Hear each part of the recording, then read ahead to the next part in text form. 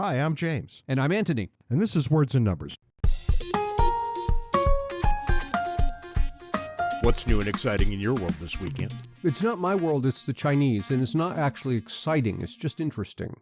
And that is that growing numbers of wealthy Chinese are leaving, as in leaving China. Yeah, I read something about this, that they were hemorrhaging millionaires. Well, there's a couple stories here. One is demand by Chinese students to attend a particular school, the Singapore International School of Bangkok in Thailand, has more than doubled versus last year. This is a private for-profit school. Its stock price has doubled, and it currently has a market valuation of $500 million. What the hell? Yeah, and the school's CEO was interviewed about this, and he described it as wealthy Chinese voting with their feet and leaving the Chinese system. The problem there is that story is consistent, as you mentioned, with the fact that 11,000 Chinese millionaires emigrated to other countries last year. Oh, and another 14,000 are expected to leave this year. So China's hemorrhaging millionaires, we're now talking about the children of the wealthy. The problem is the claim that the wealthy students are leaving China because of the Chinese system just doesn't fit the facts. At least it appears not to be a story of the Chinese leaving an oppressive country for a more free country, because Thailand is in the same third quartile of countries for economic freedom as China. There's not a marked difference in economic freedom. Also, if the Chinese students were leaving China in search of more freedom, you'd expect them to be coming to the United States. But the number of Chinese students in American colleges and universities has been steadily falling. It's down 25% versus 2019. Well, yeah, but you've got to remember that was largely speaking a Trump phenomenon, right? He just kind of waved his hand and all the Chinese students disappeared one day. Well, Trump and COVID, but both of those things are over, and I'm not seeing an uptick in the data yet. Now, give it another year, maybe. As to whether China's wealthy are looking to get their young people out of the country, I can't say. What is interesting is that China's centrally planned economy appears to be stalling, so much so that China decided recently that it would no longer publish unemployment statistics for young workers. It's a very Chinese thing. The data are bad, so we're not going to publish them anymore. What the hell? Right. That doesn't seem like the correct answer, but I guess maybe I'm just not Chinese. Were I Chinese, maybe that would be the correct answer. Maybe it is. It could simply be a cultural thing, but, being a data guy, anytime someone says, well, we're not going to report this data anymore, that's a huge red flag. Anyway, I've actually chosen an interesting economic thing. You should have a lesson from this. Are you aware of a thing called the reservation wage? Oh, yeah. Tell the nice people what the reservation wage is. Reservation wage is the lowest wage you'd be willing to accept. Anything lower than that, you're just going to say, forget it, I don't want the job, I'm staying home. And the average reservation wage in the United States is presently $78,645. That's ridiculous. You think? Now, if they asked people, what is your reservation wage, I could see that number. But if you actually observe their behavior, that's ridiculous. It's an increase of 8% from a year ago. Over the past 3 years, which entails the COVID-19 pandemic era, the level has risen more than 22%. What's the average household wage? I believe it was 68 last time I looked. Yeah, that sounds right. We've got a massive disconnect here. Yeah, I just don't trust that number. My guess is, without looking at the story that you're looking at, my guess is they asked people, what's your reservation wage? And people are going to inflate the numbers. You have to actually look at their behavior. Yeah, that might be right. People talk a big game right up until they have to make a decision. That's right. I'm not taking this job for a penny less than X, and then they take whatever's offered. Right. I'll throw the article up. There are all kinds of interesting things in a very short article. Did you know, Ant, that the debate season is upon us? I think it starts next week, isn't that right? But we'll have all sorts of things to talk about. Does it have to get this stupid this fast? We should remind our listeners, you and I are going to be moderating the libertarian debate. A libertarian debate in South Carolina. There will be no Democratic debate, of course, even though Robert F. Kennedy is doing his level best to give Joe Biden a pain in the ass. And Robert F. Kennedy came out with a series of tweets today, and I want to read them to you, Ant, just so we can get your response to this, the foolishness of the week. Mortgage rates, he writes, have spiked above 7% across the nation. This means higher housing costs. It's part of why people are saying they can't afford life. Well, we can change this. To do that, we have to understand what has happened. 2 decades of U.S. spending on war after war, the imperious response to COVID-19, and huge tax giveaways have generated massive inflation. High interest rates and home affordability steer that inflation onto the backs of those who can afford at least American workers. And here's where he leaves standard Democratic talking points, mostly, to get to world-class idiocy. There are many things we can do to address this problem. Soon, I will be announcing a program to make homes affordable again. There's nothing so expensive as something the government has attempted to make affordable. The centerpiece is an approach that will reduce interest rates to 3%. Oh, no, bad news. So how does he expect to do that? The Fed shouldn't be messing with interest rates, but it is the Fed that messes with interest rates. What does he think he's going to do? We have to wait for the plan, Ant, but perhaps you could tell the people what would happen if he were to miraculously become president and then wave a magic wand to force interest rates to 3%. Yeah, well, what would happen is all of a sudden young people certainly could afford much bigger mortgages, much bigger homes, but your retirees now have a problem because they're trying to live off of their savings and they're now getting 3% interest. And correct me if I'm wrong, but wouldn't we have an issue with wholesale inflation given the current inputs? This goes to the question of how does he intend to achieve that? I mean, the normal way to achieve it is you expand the money supply and the interest rates go down, but then, you run the risk of inflation. But the only thing the government can do, and by government I mean not the Federal Reserve, is to impose some kind of cap and say, there's an interest rate ceiling. And you do that, and all of a sudden you're going to see massive shortages of loanable funds. Nobody who isn't independently wealthy is going to be able to get a loan to buy a car, a house, or anything else. Just when you think all the bad ideas are taken. And you know what'll happen if indeed he has in mind some kind of legislative cap that will then create a shortage of loans. They're going to turn around and blame the greedy bankers. Well, it's always the greedy bankers' fault. This new thing lately is people blame, quote, the banks, unquote. Who the hell are the banks that you keep blaming? It's just the bank's fault. Well, it's like the rich. It's the silly season. We're going to get foolishness after foolishness from these people. But I find it odd that the first one from an election cycle is from a Democrat who has literally no chance of unseating an incumbent president. That's the thing. The less chance he has, the more over the top he has to be to get attention. For one-stop shopping for all things James and Ant, visit our website, wordsandnumbers.org. We give a special shout-out to our Patreon sponsors who help us keep the lights on. If you'd like to contribute, go to patreon.com/wordsandnumbers. Art Carden is Margaret Gage Bush Distinguished Professor of Business and Medical Properties Trust Fellow at Samford University in Birmingham, Alabama. He is a co-editor of the Southern Economic Journal and a fellow with numerous research, education, and outreach institutions, including the American Institute for Economic Research and the Independent Institute.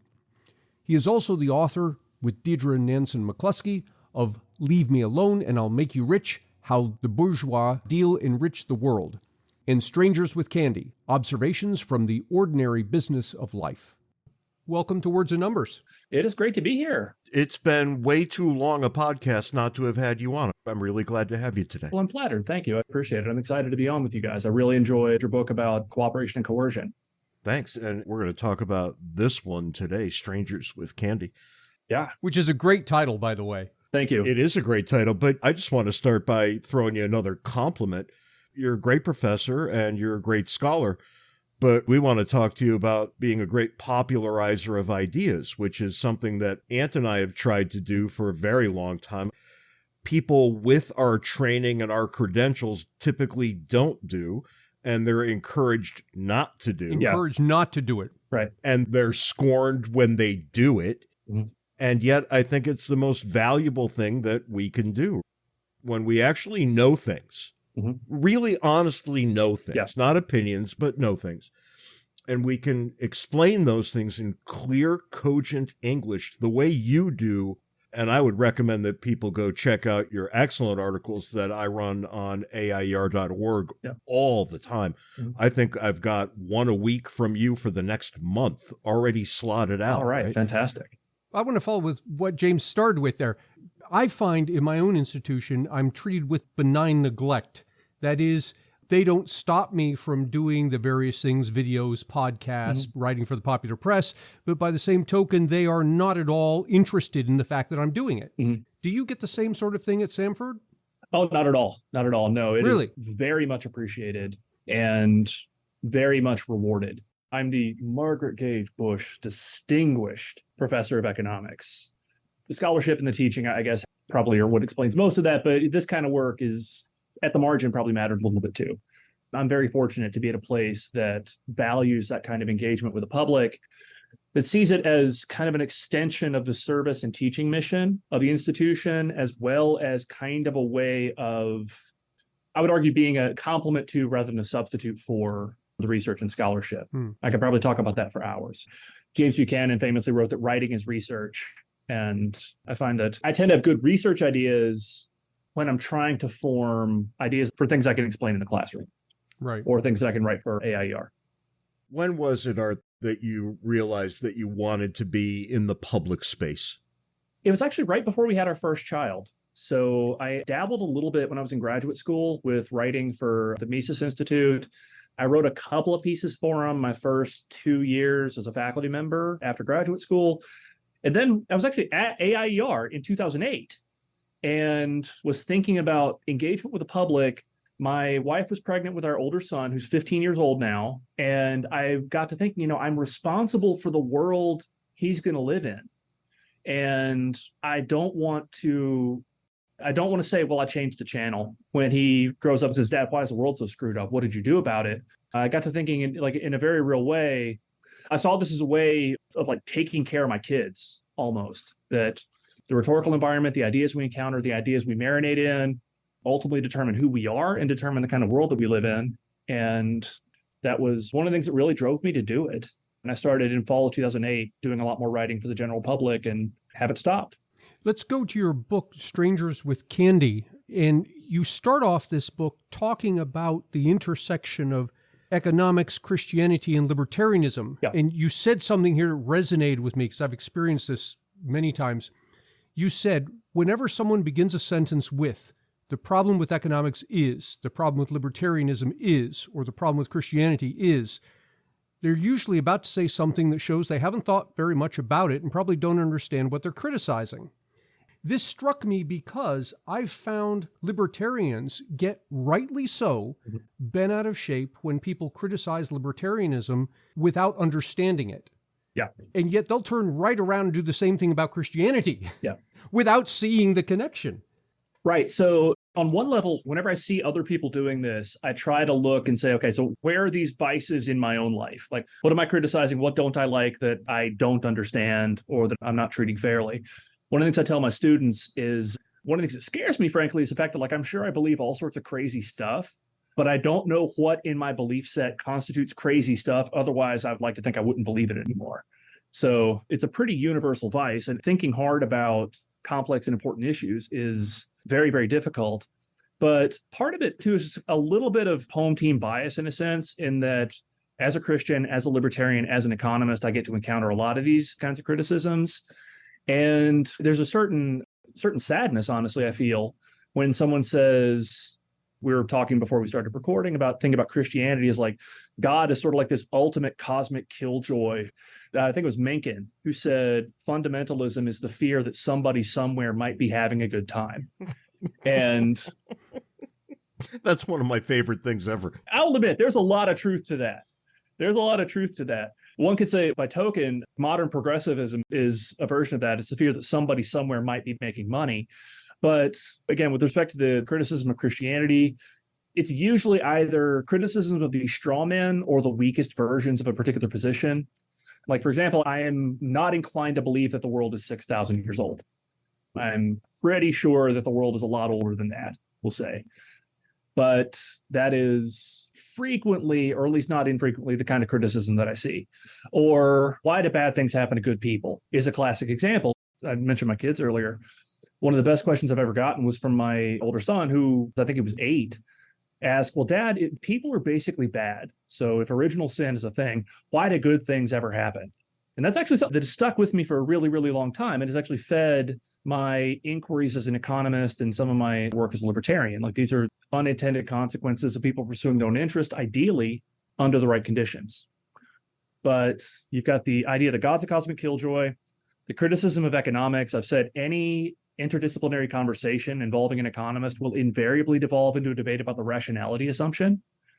The problem with economists is it assumes everybody is rational. Well, okay, probably not. Or the problem with economists is they think everything's about money. Well, again, probably not. And then, of course, the libertarian stuff is you're either just Republicans who want to smoke pot or libertines, or you have this naive view that people are going to do the right thing without being forced to do the right thing. Yeah. And there's usually not a whole lot of reflection about who's to do the forcing. Isn't that something, though? The criticism that I've gotten as a libertarian, I even hate that word. Mm-hmm. I default to classical liberal because it doesn't bring with it this idea of a tinfoil hat. Mm-hmm. But as a libertarian, the one insult that's been leveled at me more than all other insults combined is that I'm naive. Yeah. The rejoinder is so simple. If I'm naive by thinking that people have the capacity to direct their own lives, aren't you naive thinking that there's some sort of benighted class out there who can do it for them? Yeah. Or more than that those very same people can manage to elect the right benighted class. Right. I've never understood that criticism, and yet it's the most persistent. It's self-refuting because you have the idea that, well, like I just said, people aren't going to do the right thing unless they're forced to do the right thing. Or again, who's going to do the forcing? Who are the worthies that we're going to find somewhere who will be able to tell us all how to live specifically and in pretty exact detail? You mentioned elections. I understand it to a certain extent, but on reflection, I find it kind of bizarre that so many people think that people will make the right decisions in the voting booth where they bear no consequences whatsoever for being wrong, but they're going to make systematically the wrong decisions in the drive-thru at McDonald's where they bear the cost and enjoy the benefits from their choices. And it's really frustrating sometimes to think about the arrogance and presumption that comes with that kind of criticism of libertarianism. Your book, Strangers with Candy, is more than simply a collection of articles, but you've stitched together nicely articles that you wrote over a period of time. Mm-hmm. They strike me very much like a sequence of stories, and I'd like you to share a couple if you don't mind. One that struck me was your story of the undershirt and your take on the knee-jerk reaction many people would have that you were being exploited. Yeah, so a lot of the chapters in the book, again, are articles. Most of them I wrote for AIER in 2019 and 2020. And they are, again, a lot of them explorations of economic phenomena in everyday life that answer certain puzzles or solve certain puzzles that might seem strange. Everybody who has ever bought anything in a hotel gift shop knows that they're going to pay through the nose for it. And the specific story was I was at a conference several years ago, and I needed an undershirt. My favorite game when I travel is to open my suitcase and say, okay, what did I leave at home? This time around, it spun the wheel and it landed on undershirts. So I went to the little store in the hotel and saw the price of undershirts and thought, you know what? I can probably recycle an undershirt at that price. And what the price is doing is sending a really, really valuable signal saying, you better bloody well want an undershirt. Because given it's a conference hotel, there's a lot of people there who are presumably doing sort of high-level stuff in addition to the economists who are there. It's a signal that the shirt is specialized in availability for somebody who really, really wants it. And here I'm drawing a little bit from the economist W.H. Hutt.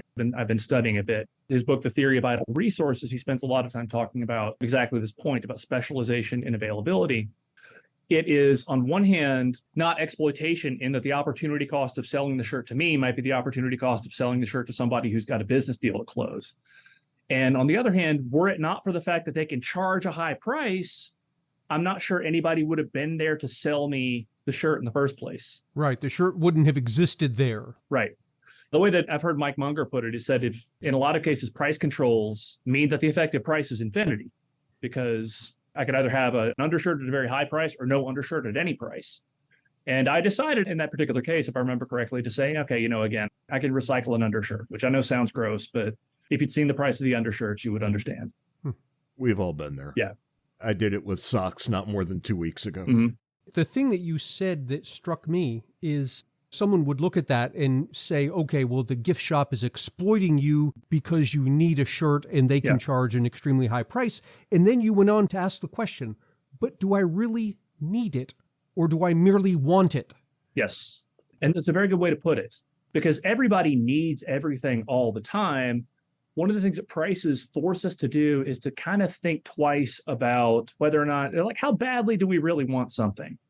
Is what we want this for really that important, or might we leave it for somebody else who might have a different use for it, ultimately more valuable?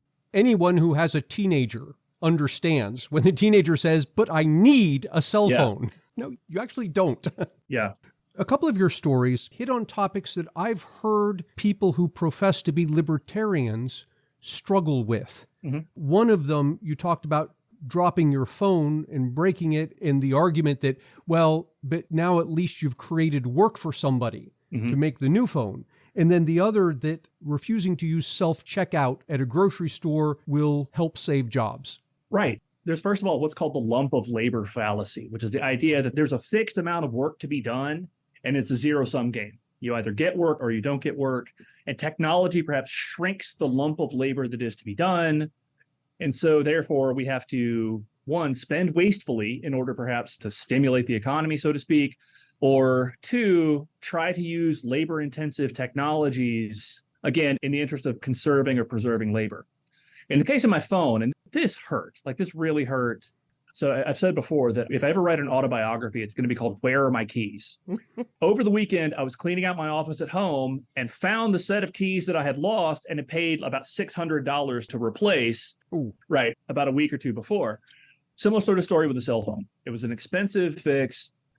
I could have taken those resources. I could have taken the money I used fixing my cell phone and spent them on literally anything else.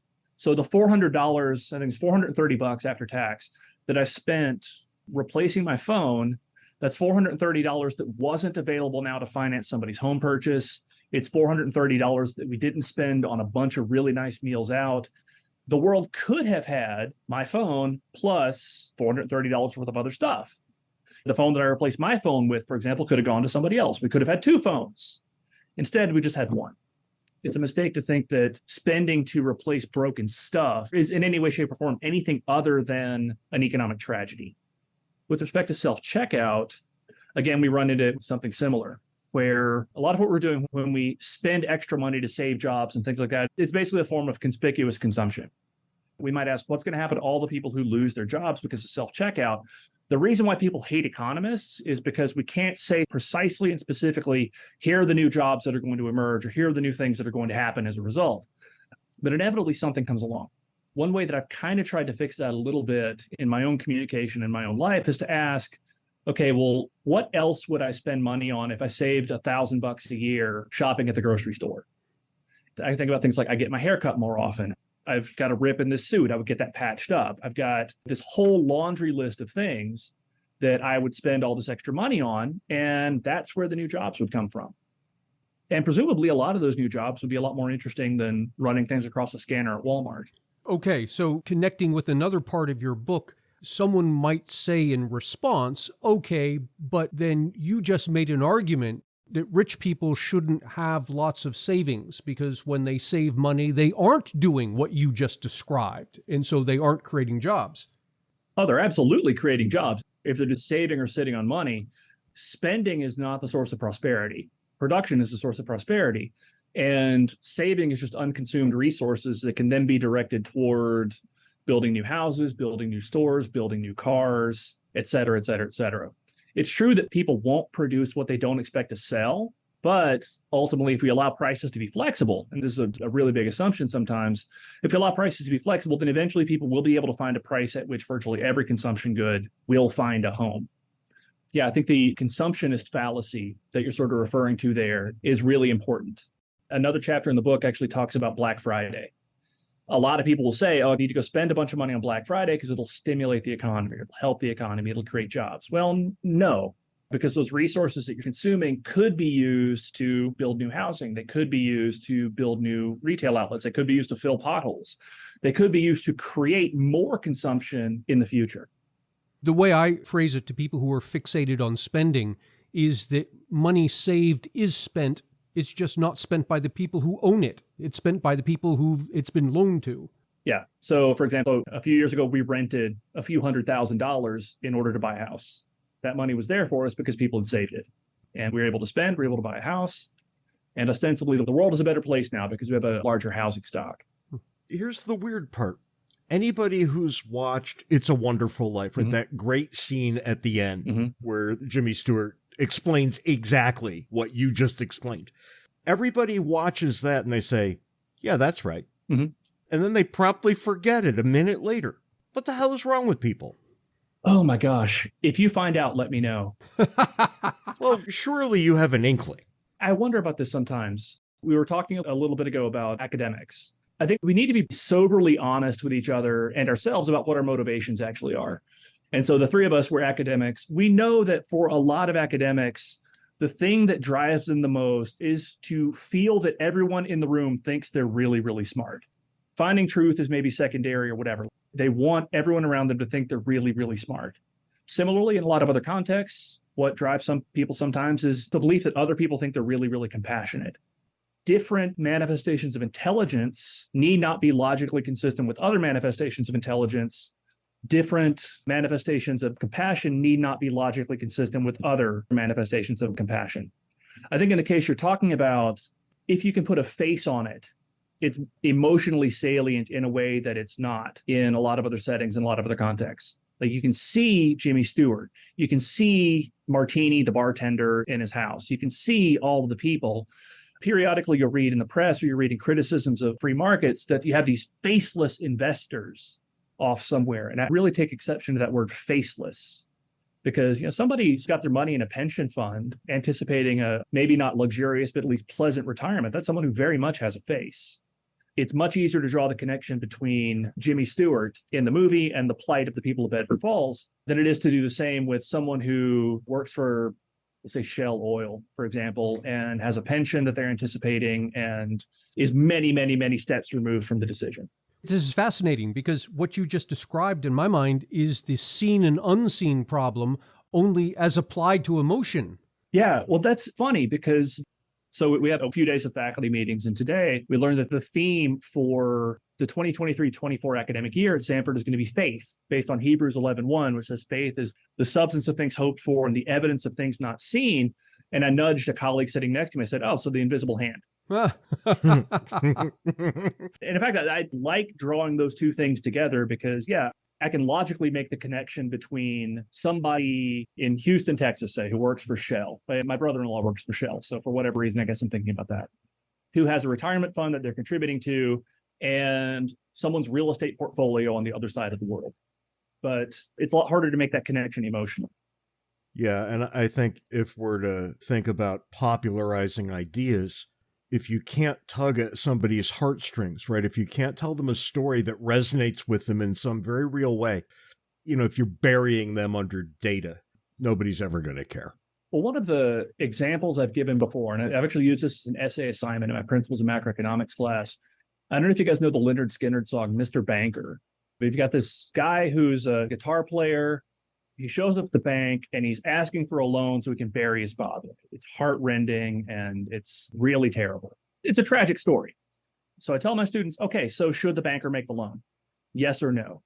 And one of the things that's neat about this assignment is occasionally I'll have students who know a lot about guitars will say, well, yeah, if the guy's offering as collateral a 1950 Les Paul, then that's clearly a loan that you make. I didn't know that at the time. Ideally, what I want them to think about is, to what extent is it the banker's prerogative to be charitable with his depositors' funds? And what are his obligations to them? Because they've got their life savings perhaps in the bank, and if he plays fast and loose with them, he causes a lot of damage to a lot of very real people who have faces but who may not be part of that transaction right then and there. Do your students answer that he should not make the loan if there's no adequate collateral? Pretty frequently they do, which is impressive. We've talked about this a few times. So they've ideally kind of have this seen and unseen thing going on.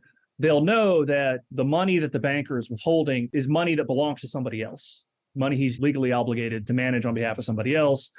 And again, if he makes a bad loan, this reduces life prospects for everybody who happens to have money in the bank. I'm usually pretty happy with some of the answers. It's been my experience that sort of answer is the kind you're going to get when you frame the question in exactly the way you did. Take out bank and insert government, and things get very different. Yep. Yes, because they just have resources. We could have whatever we want. Yeah. And we want him to have a nice funeral. So, hey, why the hell not? Right. So I've been thinking about writing something on what you might call the great wallet fallacy. So Jim Otteson has this great paper. It was published, I think, in 2010 on Adam Smith and the great mind fallacy. And the idea there is that there's some great mind out there that can solve the broad social problem. I would say that the great wallet fallacy, and in fact, I used some of Jim's stuff in some articles I've written for AIER. The great wallet fallacy would be that there's just some wallet out there. Maybe it belongs to Elon Musk or Jeff Bezos that we can open up and it'll pay for everything. And a lot of public policy, I think, is driven by the great wallet fallacy. A lot of social commentary is driven by the great wallet fallacy. When Bezos and Musk and other people were talking about going to space, for example, there was all this fear about saying, well, why don't you end world hunger? And I remember Elon Musk said, send me the plan and I'll fund it. And I don't think anybody ever actually did. Again, there's just this idea that there are resources out there that we could use to do all of these great and wonderful things. And there is a certain amount of plausibility to it, to a certain extent, when you see some of the things that people waste their resources on, people waste their money on.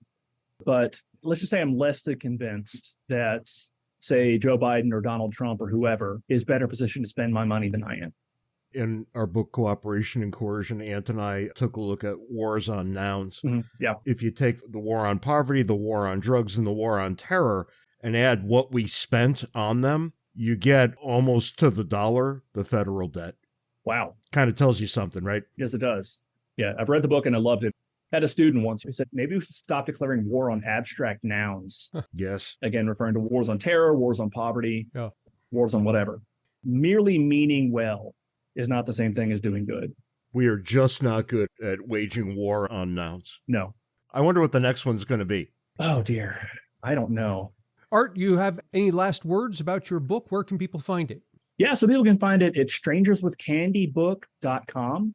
We can buy it directly from the Libertarian Christian Institute or from Amazon, wherever fine books are sold. Last time I checked, it was $5 on Kindle. No excuse not to buy it. No excuse. Right, yeah, no excuse not to buy it. My hope is that it's the sort of thing that can get people, it can help people sort of experience the wonder, and indeed I'll say specifically the theological wonder of economics and thinking about how we have this infinitely complex social universe in which we tell our kids, don't take candy from strangers, never get in a car with a stranger. And yet today, you can go to the grocery store, you buy candy from strangers without thinking about it.